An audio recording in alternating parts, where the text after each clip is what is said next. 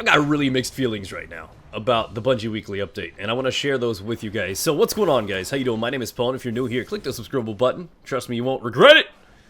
So the big news this week is the special ammo removal on spawn in the 3v3 playlist, and I'm going to go ahead and quote them right off the bat here. Derek, all 3v3 playlists will feature the new special ammo behavior. Skirmish, salvage, elimination, trials, and any rotating 3v3 playlists are covered. I will take special care to say that Rumble is not a 3v3 mode, and is safe from this change. Also meaning 6s aren't there. So they go on to ask, why not 6v6? People get sniped there too, you know? Derek, there is no proof of that. No, seriously. There are several reasons to limit this change to 3v3 modes. Sleight of hand. Did you see that? You see how he mentioned the question and completely dodged the question. He just shade-stepped the shit out of that. I don't know if Bungie plays their own game, but I'm assuming you do, and you know that no matter what game type you're playing in, of course your life is a little bit more valuable, you're a little bit more conservative, and less risky in like trials or 3v3s or something, you don't want to get picked. But in every game type, 6s, Rumble, wherever, people lead with their special ammo because it's a one-shot kill possibility. People lead with those strengths, no matter what map you're playing on, whatever you're doing on, people lead with the snipers. Have you ever played Pantheon? Any map even. But you know what I'm talking about. People get to the area where the engagements are going to happen and they post up with snipers. Or they rush in there with shotguns. This is what happens. So the fact to say there is no proof of that means you have not touched the sticks in ever. Now there are ways to handle this whole special removal for those that are involved in trials and elimination and stuff like that.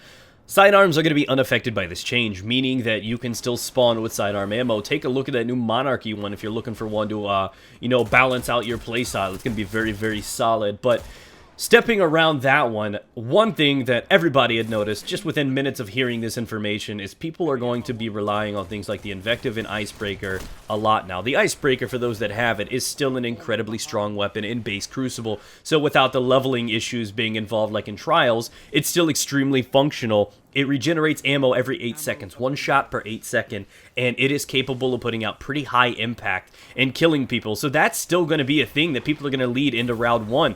And though I've never tested it, I fully expect the Icebreaker to be capable of one-shot headshotting on spawn in Trials. It's not probably going to be capable of res sniping, but people leading with the Icebreaker and then switching over to the 1,000-yard stare for round 2 or whatever they need to do, that's not that shocking of an idea. So I don't know, but the one that I think is most likely to happen, and I expect this to happen a lot, is people leading with the No Land Beyond, and you're probably like, wow, okay. So the No Land Beyond is still a beast, and if we're talking about it as a primary, it's going to be able to roll out and use it as a primary. It's going to have its own ammo kit, and I feel like people are going to lead with the No Land, try to get those picks, and seeing as how sidearms, like I said, are not affected by this, the sidearm is like the best piece of equipment you can have to accompany a No Land Beyond. So that combination is going to be real. Not to mention that because it is a primary, I fully expect for you guys to go for a couple spawn snipes with the No Land. And if you don't get it, you just swap it to whatever weapon you want. And then you put out your regular loadout, your last word, your Mito, whatever you need for round 2. And then you go on as you would when you officially have more special ammo. So I feel like there's going to be lots of ways, but I feel like that's probably going to be the most popular. The No Land sidearm equipment at start. That's going to be big. So, now that that's out of the way, other things worth mentioning, the new freelance playlists are going to be on rotation. Yes, rotation, they're not permanent things, but these are the 6v6 and the 3v3 playlists, and they are exactly what they sound like. Freelance meaning solo playing. You can only queue up as a solo player, but there are 3v3 playlists and 6v6 playlists for those that just love to be solo. And that's really, really cool. So, I mean, I don't know how popular it's going to be, or how populated even it's going to be, but when it's there, that's going to be a cool thing to experience. I'm sure a lot of us are going to have questions, and a lot of us like just going solo sometimes and just be unattached from the situation, and that may not be a bad idea. So the 6s are obviously going to be consisting of like Rift, Control, and Clash on rotation. The 3s will do the same thing, and that's what you would expect. Another PvE change worth mentioning is the Ogre teleporting bug is officially been resolved.